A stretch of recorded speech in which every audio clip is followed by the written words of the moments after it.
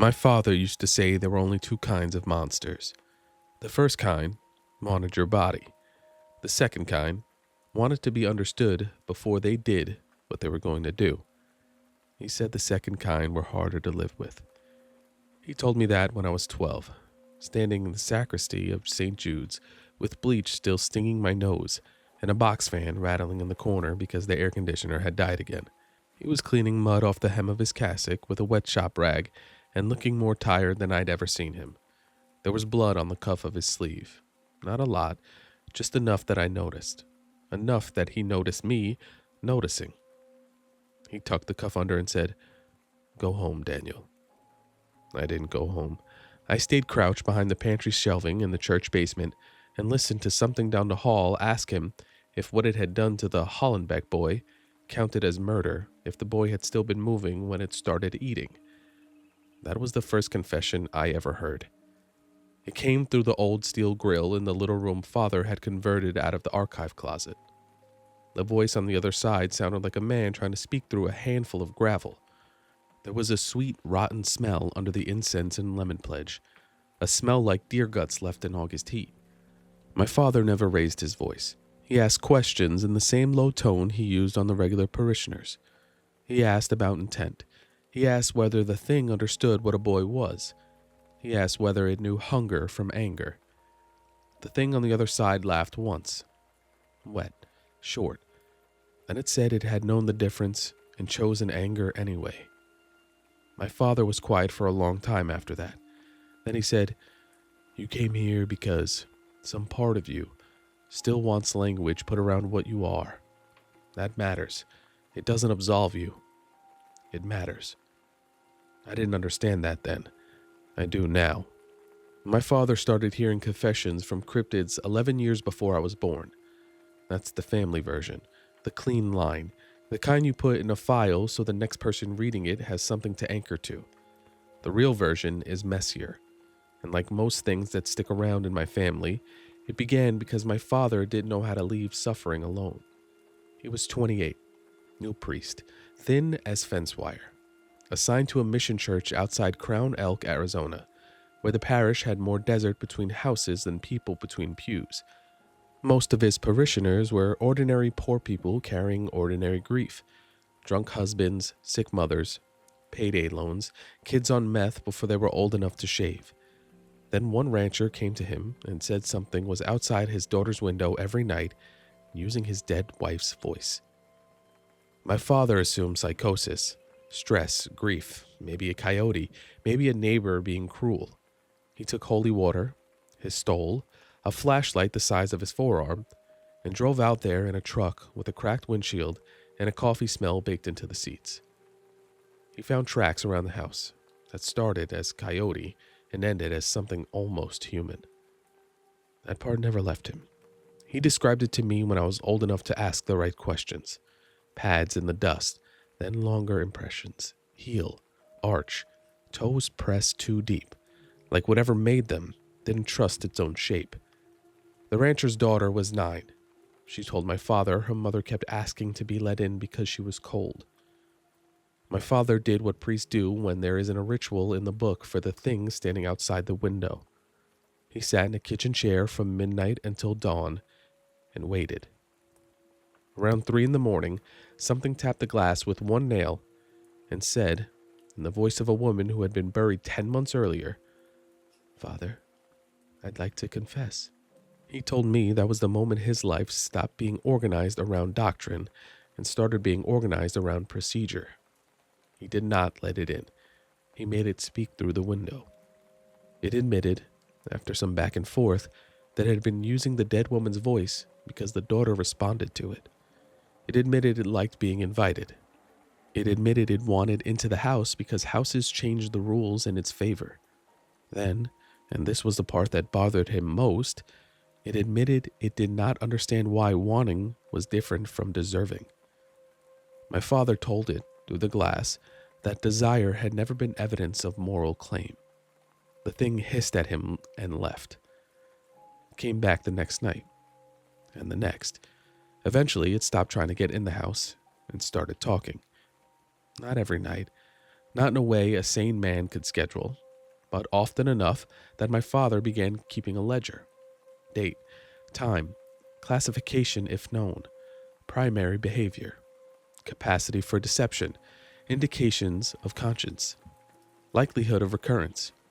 He didn't use the word cryptid at first. He wrote things like entity A and mimetic candid humanoid and possible witch complex. Priests are still men, and men still try to reduce fear into paperwork. Word got around. Not publicly, never publicly, quietly, through county deputies who had seen too much on midnight roads, through tribal police who already had their own names for certain things and did not need Rome's approval to know a danger when it crossed the fence line, through hunters who found tracks that asked too much of a body, through people who wanted help but did not want headlines, tranquilizer teams, or some federal unit showing up in black windbreakers and deciding their land was now a perimeter. The creatures came because my father did something most people do not. He listened without pretending listening erased consequence. That distinction is the whole work. There are agencies that capture. There are groups that burn. There are private contractors who sell steel, silver, sacramentals, and night optics to counties with budget line items that say animal control when everybody at the meeting knows better. My father's work sat in a gap those people leave behind. He heard confession because some things with claws and barred faces still want a witness. They want vocabulary. They want a record that what moved through them had shape and sequence and maybe, if Grace was feeling reckless, meaning. He used to tell me confession is not for the innocent. It is for the creature that still understands the difference between appetite and choice and is sick enough of itself to say so out loud. When he got older and the joints in his hands started swelling in the cold, I took over. Not because I wanted to. People like to make family trade sound clean. Son follows father, bloodline duty, sacred burden. Truth is, I took over because by then I had already seen too much to be employable in normal life. I tried. For a while. I did community college, then HVAC work, then 6 months doing insurance inspections for houses after storm damage. There's a photo somewhere of me in a khaki vest beside a split level in Flagstaff, holding a moisture meter and smiling like I believed my life was still headed toward invoices and coffee breaks, and maybe a bad marriage like everybody else. Then my father got sick. Not one clean diagnosis. That would have been easier. Years of being around things that carried rot, spores, mimic toxins, old curses, adrenal stink, blood that wasn't fully blood, and voices that did damage by meaning alone, had worn him down in ways medicine could describe but not really explain. There was scarring on his lungs, pressure behind one eye, a tremor in his left hand that got worse after sundown. He stopped driving at night first. Then he stopped hearing live confessions without me in the room. He told me 3 times to let the work die with him. I told him 3 times I would. Then he died on a Thursday in late November with sleet ticking at the hospice window, and by Monday, a deputy from Bernalillo County was parked outside my apartment because something in the foothills kept asking for my father by title. That was 8 years ago. I have his ledgers now. I have his old stole, stitched twice at the neck where something strong once grabbed him and didn't finish the pull. I have the room, too, though it isn't in a church anymore. It's the first thing people get wrong. I'm not a priest. I'm not pretending to be one. I'm not handing out absolution with some fake authority and a secondhand collar. My father was ordained. I'm just his son, raised inside the edge case version, a sacramental work until the edge case became the whole map. So I built my own place for it. The confessional sits behind my house in eastern Arizona, past the woodpile, past the old rust-red propane tank, in what used to be a detached garage. Outside, it looks like a workshop with boarded side windows and a motion light that works when it wants to. Inside, it's 2 rooms with a steel partition between them, a reinforced grill, a drain in each floor, and a stack of protocol pinned to a corkboard I stopped pretending I would ever fully follow. There's a cabinet with bandages, burn cream, saline, epinephrine, iron rounds, silver rounds, copper mesh, bolt cutters, 3 kinds of restraints, And 2 bottles of wild cherry Pepsi I buy because my father always kept them for night work, even though he swore he hated soda. There's a box fan with one blade slightly bent that clicks once per rotation. There's a small brass cover over the inner door, not because every creature fears it, but because enough do that it's worth the $6 it costs at a church supply warehouse in Tucson. I take confessions because the world gets worse when nobody records what the monsters think they're doing. That's the plain reason. The uglier reason is that some part of me needs to know whether a conscience survives transformation. Whether a thing can put on a stolen face, eat a person, split a family open, and still show up after midnight because it wants language for the wrongness of what it did. If the answer is yes, then evil is more intimate than I'd like. If the answer is no, then everything my father spent his life doing was just a long, polite conversation with hunger-wearing manners. Either way, I sit down and listen. Last night, I heard a confession from a skinwalker. I'm using that word because it's the nearest one most readers will know, not because it's perfect. Most names flatten things. Some names offend. Some names function like handles, and if you use the wrong one in front of the wrong thing, it takes that as permission to educate you. He, if that's what I should call it, arrived at 1:14 a.m. I know because I wrote the time down twice. Once in the ledger, once on the inside of my wrist with a Sharpie because I had a bad feeling the second the motion light came on. I'd been half asleep on the cot in the outer room with a blanket over my legs and the fan clicking in the corner. My dog, Mercy, had already gone under the workbench, which she only does for thunder, fireworks, and things she wants no part of. That should have been enough warning on its own. The light came through the gap under the outer door first. Then 3 knocks. Precise, knuckles on metal. I sat up, got the shotgun from beside the cot, and waited. 3 more knocks. Then a man's voice said, calm as a guy asking if you're still open after posted hours, I'd like to confess. There are rules for first contact. Rule 1. No opening the outer door until the visitor states purpose twice and accepts the terms. Rule 2. No using the visitor's chosen name until it proves stable. Rule 3. No direct eye contact through any threshold. Rule 4. If Mercy growls low and sustained, end the contact. If she doesn't bark at all, proceed like you're already late. Mercy didn't bark. I kept the shotgun angled at the floor and said through the door, state intent. The voice answered, I want to confess what I've done. Male, mid-30s maybe. Southwestern accent smoothed down to almost nothing. Controlled breathing. State intent again. I want to witness before I forget how to regret it. That line sat with me wrong. Too polished. Things that mean harm often come in trying to sound educated because they've learned humans lower their guard for fluency. Still, it met the rule. I unlocked the first door, kept the chain on, and opened it enough to use the red filter flashlight. He stood 20 feet back from the threshold with his hands visible. At first glance, he looked like a Navajo man in an old tan canvas jacket and jeans darkened at the knees by damp dirt. Medium build, hair braided back, boots dusty, face cut narrow. He could have been any working man out past Gallup or Sanders, stopping by a feed store before close. Then the beam crossed his eyes, and I knew at once I was looking at a face being worn correctly, not owned. No shine, no movie monster glow, something subtler and worse. The timing of the blink was off by maybe half a beat. The skin around the mouth was too still when he breathed. The whole face held together the way a very expensive wax figure holds together. Terms, I said. He nodded once. No threshold crossing without permission, no violence unless I force it, no use of names that are not mine, no mimicry after statement of terms. The last part was old.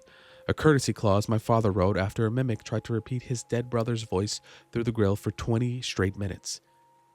You alone? Yes. Armed? A pause, not because he was thinking, because he was deciding how honest to be. Yes. What kind? Myself. That one, I believed. I led him into the outer room and into the partition chamber. He entered with a slight hitch in his gait, like one hip had stiffened. Fresh blood smell under the cold air. Not enough to suggest active feeding, enough to suggest recent work. He sat on the stool behind the grill without me telling him to. Good posture, hands folded, head slightly bowed. Somebody's idea of respectful. I sat on my side with the ledger open and the recorder off. I don't record certain confessions. Some things don't belong on anything that can be replayed. The fan clicked. Mercy stayed under the bench. For a few seconds, neither of us spoke. Then I said, "Start where it starts."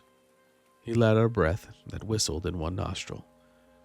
"It starts with the family who let me close enough to learn the order they loved each other in. I've heard hundreds of confessions. There are patterns. Most begin with hunger, territory, retaliation, curiosity, the occasional plea bargain with whatever remains of a conscience. That line was new. I kept my voice level. Go on. It was easy. They were already lonely. He told me about a family of 5 in a rented house near the edge of a dry wash 40 miles south of Chinle. Father worked long haul. Mother did nights at a care facility. One daughter away at college. One son, 17 and mean in the performative way boys get when fear would lower their market value. Youngest child, a girl, 12. Quiet. Smart enough to notice when adults were acting out rehearsed tenderness. The creature had watched them for 17 nights. Again, human intelligence, procedure, study. He learned the father left before dawn on Mondays. Learned the mother sat in the truck after night shift for 7 full minutes every morning before going inside. Learned the son took his rage outside when he wanted to hide it and punched fence posts until his knuckles split. Learned the daughter still called home every Thursday, but only talked honestly to the little sister. Learned the family dog barked at coyotes, owls, bobcats, and delivery trucks, but whined when something stood too still. How close did you get before first contact? I asked. Close enough to smell their laundry soap through the open windows. That's another thing people miss. The horror isn't just violence. It's administration, the patience. What did you want? He smiled then. A small movement.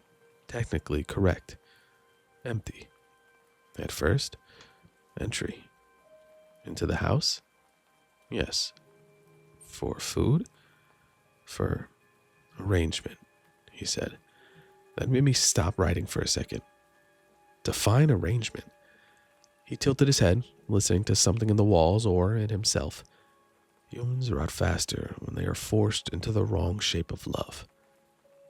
That sentence got under my skin. Not because it was poetic, because it felt practice, like he'd been building to it. I asked, what shapes did you choose? The dead daughter first. I stared at the page. Dead daughter? He looked at the grill. Not me. There was no dead daughter when I chose it. I don't think my face changed. I'm good at that part. Inside, though, I felt the same drop I used to feel as a kid hearing something nasty move on the other side of my father's confessional screen. He had studied the college-age daughter long enough to understand she was the load-bearing member of the family, the translator, the one who softened the son to the mother, the father to the youngest to everyone else, the emotional bridge.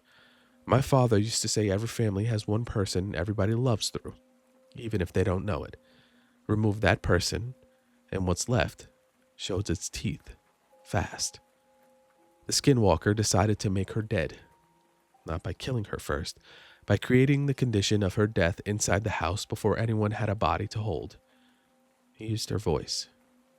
Not immediately. Too obvious. He began with small misplacements. A hair tie in the sink, a voicemail that arrived with only breathing and one half-laughed word from her childhood nickname. The youngest girl hearing her sister say goodnight from the hallway when the sister was 3 hours away in Flagstaff. Mother assuming stress, father assuming prank, son assuming everyone else was weak.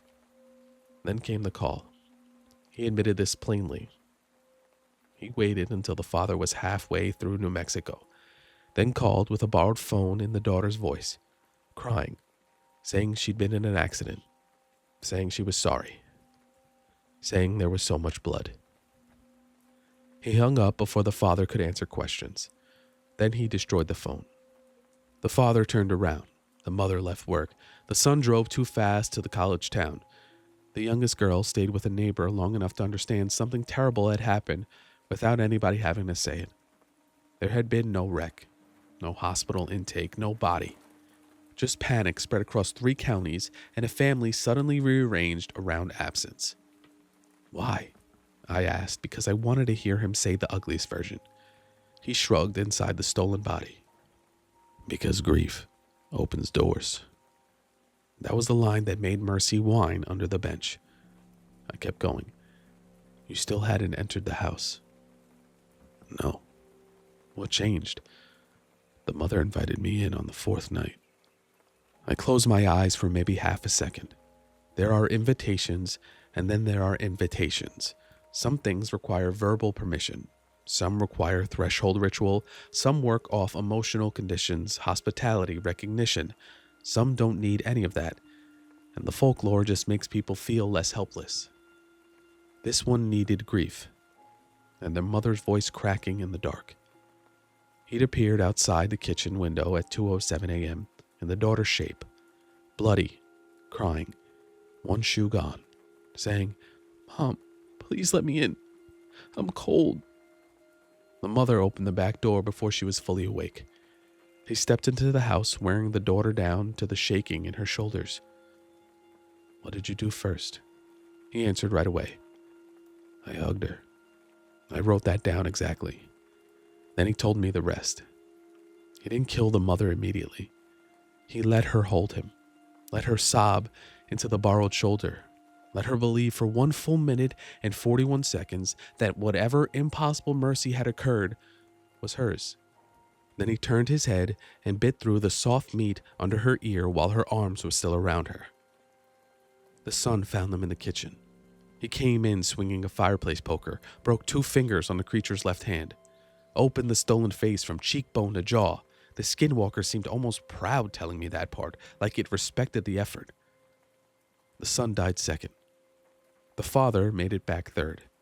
After the house had gone quiet and the kitchen light was still on, he walked through his own back door, calling his wife's name and stepping into enough blood that his boot sole lost traction. "What about the youngest girl?" I asked. That was the part I'd been dreading from the second he said family. The man on the other side of the grill went still. He didn't answer for a while. I heard something click softly in his throat. Not emotion, mechanics. Then he said, "She hid correctly." I kept my hand on the page so he wouldn't see the shake. "Where?" "In the laundry cabinet, behind the detergent and the winter blankets." He knew the detergent brand, knew there was 1 sock stuck to the cabinet wall from static, knew she had a pillow over her mouth because her sister had once told her that's what you do during tornadoes if you want to stop your teeth from chattering loud enough for fear to hear. I didn't ask how he knew those details. I already knew. He'd found her. He just hadn't taken her yet. Why not? He leaned back slightly on the stool. The jacket creaked, human mimicry all the way down to fabric behavior. I hate them for that. Because by then, I wanted her to understand the order. What order? The order she was loved in. Mother first, brother second, father third, self last. I felt actual anger then. Hot, clean, useful anger. It sharpened the room. That's what you confessed to? Staging their deaths for a child's education? He shook his head. No. I confessed to what I said to her after. The room got colder, just the hour deepening, and the heater in the outer room clicking off. I waited. The Skinwalker folded his hands more tightly and spoke in the same mild tone he'd used the whole time. He said that after the father fell in the kitchen and stopped moving, he cleaned enough of the daughter's face with the father's shirt to make himself recognizable again. Then he walked through the house, opening doors, closing doors, moving slowly enough that the girl in the laundry cabinet could hear each decision. He went room to room, using her sister's voice, then her mother's, then her father's, then his own voice in none of those shapes, until the entire house sounded occupied by all the people who had loved her. Then he sat on the washing machine outside the cabinet and said very gently, Now you know what your place costs. I stopped writing. There's a point in some confessions where the job tries to slide out from under you and becomes something simpler, something older, something any man would understand immediately. Rage, revulsion, the desire to put a gun through the grill and save theology for the autopsy. My father used to call that the butcher's temptation. If you take it, maybe the thing dies. Maybe it doesn't. Either way, the record dies with it, and whatever pattern you might have learned goes back into the dark unindexed. So I kept my hands flat on the ledger. What happened to the girl? He smiled again. Small. Correct. Empty. She waited until daylight to come out. Alive? Yes.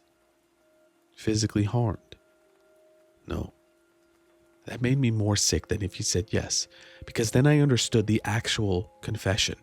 He wasn't confessing murder. He was confessing arrangement. He had turned a house into a lesson, had spared the girl because the point was not her body. The point was the architecture of terror, the way a child would live the rest of her life knowing the lines of death had seemed to explain something about value, even if it explained nothing true.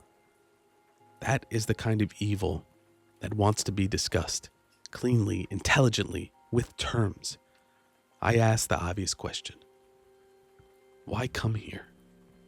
The face behind the grill stayed still so long, I started to notice all the tiny wrongnesses again. Blink timing, the way the skin around the nostrils didn't quite coordinate with breath, a smear of dried blood near the cuff of the canvas jacket that had seeped through the darkened to almost black. Then he said, because I heard her praying for me. I've heard a lot in that room. That one lodged. Explain. She prayed that something in me might still know what I had done. Mercy breathed under the bench. I looked at my father's old cross on the wall and wanted, briefly and idiotically, for him to step into the outer room and take over. Some reflex from being a son never dies, even after the body's in the ground.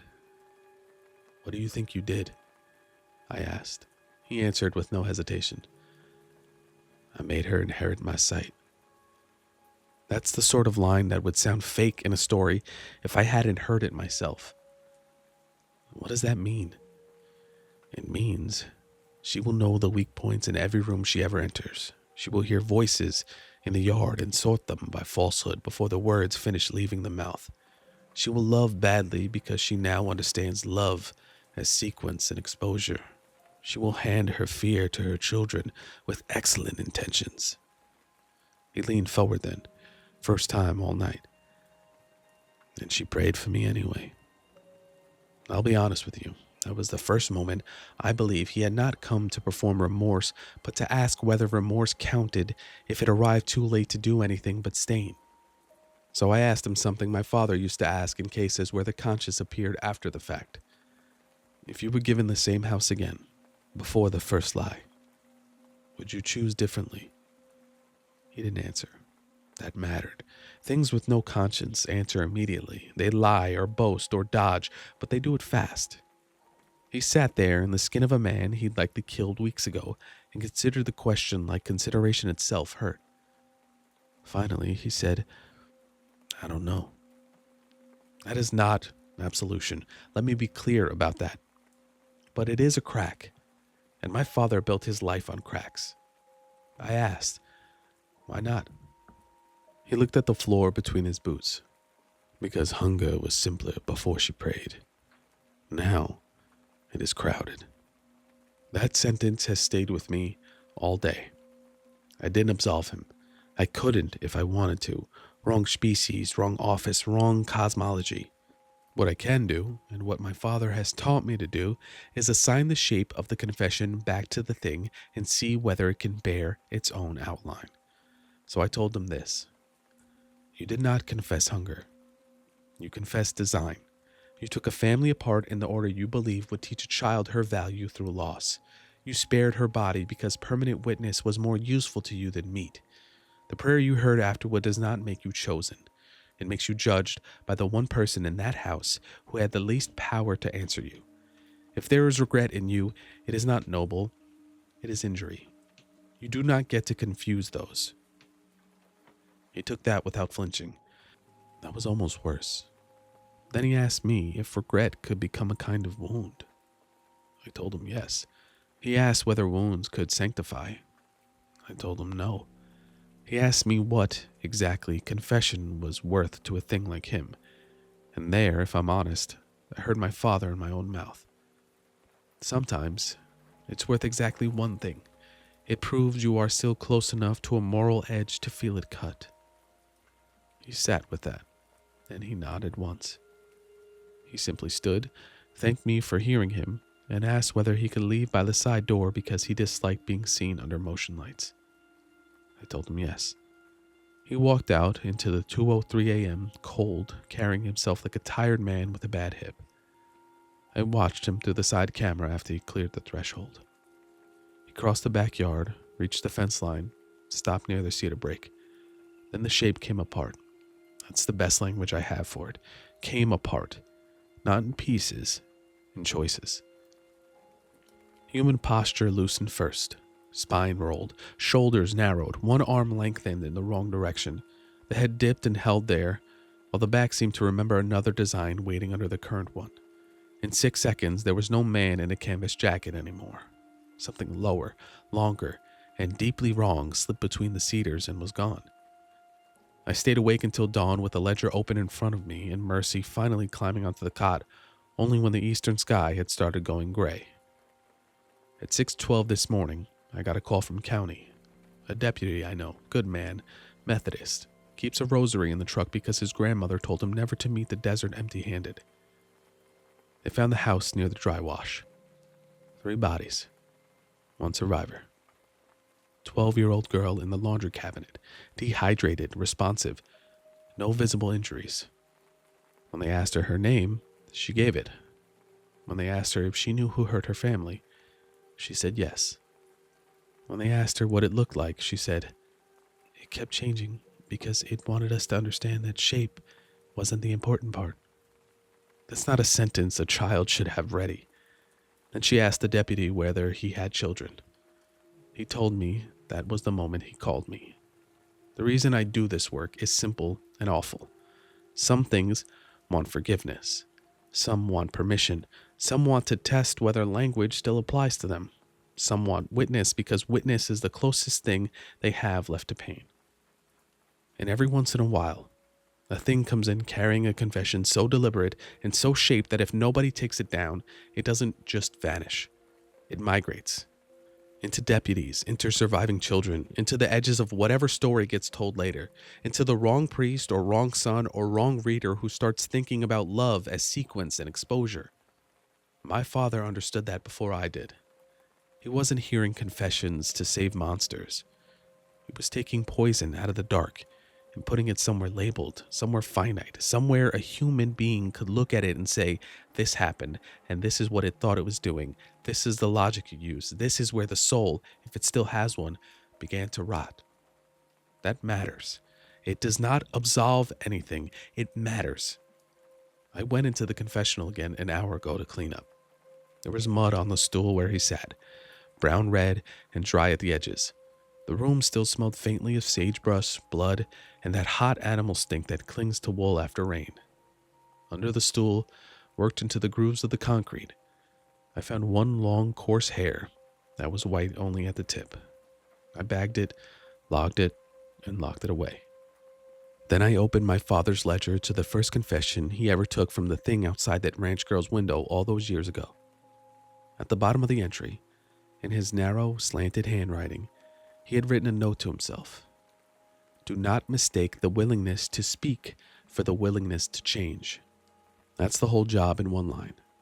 I hear confessions from cryptids because the world is full of things that know exactly what they are and still want to witness before they keep going. And because now and then, if you're very unlucky, one of them says something so cleanly horrible that you understand there are creatures in this country that don't just kill. They curate suffering. They study inheritance. They shape fear so it will survive them. Last night, a Skinwalker came to my door because a little girl prayed that something inside it might still know what it had done. I listened. I wrote it down. And if I'm being honest, the part that's bothering me the most isn't the dead family. It's that somewhere out near Chinle, in a hospital room with stale coffee smell and a TV bolted high in the corner, a 12-year-old girl is probably lying awake right now, hearing every sound in the hallway and sorting each one by thread before it reaches the door. Which means the thing was right. It did leave something behind. And that means this probably wasn't its final confession. Just the first one where it understood exactly why it needed to be heard.